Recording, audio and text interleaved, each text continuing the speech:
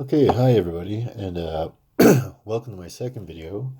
This one is 5 Bronze Age comics that you should probably be undervalued Bronze Age comics that you should be putting into your collection right now.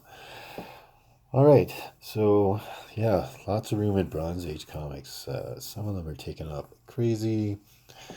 Um, you know, Amazing Spider-Man 129, of course, and first appearance of Moon Knight going crazy, and all kinds of Bronze Age comics. Well, there's lots of Bronze Age comics out there that can still catch on and increase in value. So here's a few five that I picked out that could be worth more money here. Number one, all right, G.I. Joe number one.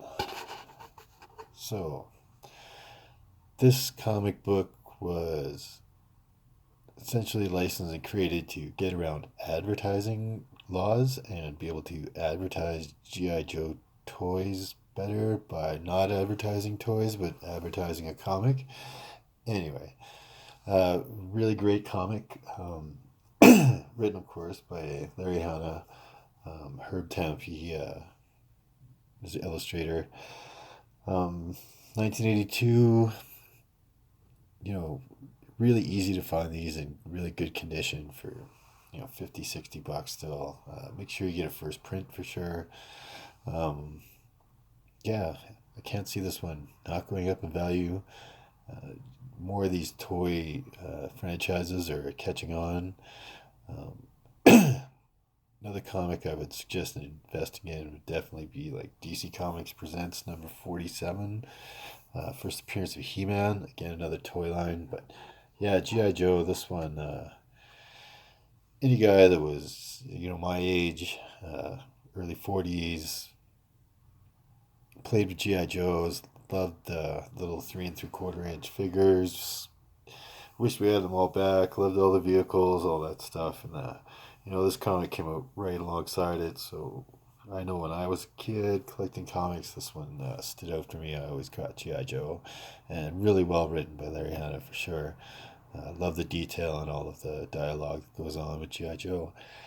Anyway, yeah, easy pickup for like cheap, right? And yeah, couldn't hurt to be putting your comic or collection, sorry. Okay, next I got Mr. Miracle number one. Mr. Miracle, definitely a character favorite of Jack Kirby. Really wanted to do the character, wanted to do all the new gods. There's a whole bunch of movie talk around this. I don't know, DC saying they're going to restructure movies and stuff, so who knows what those guys plan. Still, if there is a new gods movie, and I really hope there is, because it's just a wonderful storyline.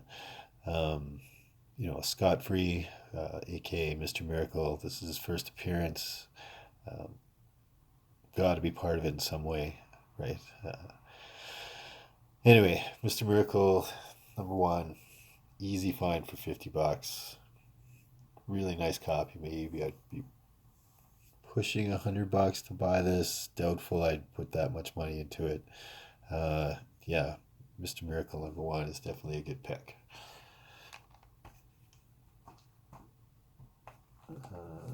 Next, I've got the X-Men 104. So, X-Men 104, uh, first appearance of Starjammers, first appearance of Corsair, who, of course, Chris Claremont wrote in to be Cyclops and Havoc's dad. Space pirate out there. Yeah, first appearance of the Starjammers for sure. MCU is saying for Phase 4 they want to do more and more cosmic stuff. Not far stretch to see a group of space pirates being involved in the movie somehow. Starjammers.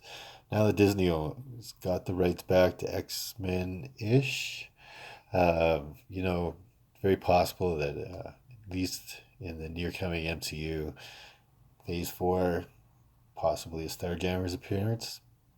It's worth the pickup. This one got this one for about 20 bucks. It looks like somebody stepped on it here. It's got a big kind of crinkle. Doesn't break color, so it's a good candidate for a press. And I can press this back into a pretty collectible grade. Well worth the 20 bucks, right? Especially if anything, miraculous happens around this comic. Okay. Next comic is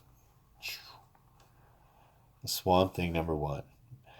Swamp Thing #1, still get nice comics in this for 100 bucks. When you think of Swamp Thing, everybody's like, oh yeah, House of Secrets 92, House of Secrets 92, the first appearance. But, that was kind of almost a prototype Swamp Thing in that one. He was completely revamped in this issue. This is the issue where Len Wein and Bernie Wrightson, they work together. Kind of became the first Elemental, right? Became Alex Holland, right? The other sort of alter ego of Swamp Thing at the time. Really amazing artwork by Bernie Wrightson. You can really see like the character. Much better artwork in this one than in House of Secrets #92 for sure. Bernie Wrightson really goes all out. Fantastic. Getting a good grade is nice because this purple up here tends to fade really quite a bit. So we want to get a nice grade. This nice copy I got. I bought this years ago. Right, I knew this one was going to hit years before Mr. Wrightson died. So I think at the time I paid somewhere around 35 bucks for it. I'd say it's only doubled in price since then. Definitely undervalued. Once people like House of Secrets 92 is not in the average comic buyer's budget anymore. It is gone through the roof for unaffordable, even in really low grades, pushing $1,000. I can afford one, but this is where people are going to start to be like, well, actually, this is the Swamp Thing we know as the Elemental and Alex Holland. So, and still drawn by Bernie Wrightson and written by Len Wein. So, goodbye. Like I said, still get nice issues of this for under 100 bucks. Some people are asking more slabbed issues, for a couple hundred if you want to go that route. But yeah, would still feel it's really undervalued. It would be a good pick out there. And the last comic on our list, #5, Batman 251. Easily the most expensive comic on this list, for sure. I know people are already asking a couple $100 sometimes for this comic in really nice condition. This is a really nice copy. I'm glad I've got this copy. But still, this is basically the revamp of the Joker. The Joker made a few appearances in the Silver Age. They kind of dumbed him down quite a bit. The Comic Code Authority really used the Joker against DC Comics as showing violence to children in comics and stuff, because he was quite violent in the old 50s and 40s comics. Till the Comic Code Authority stepped in and was worried about it, everything corrupting children.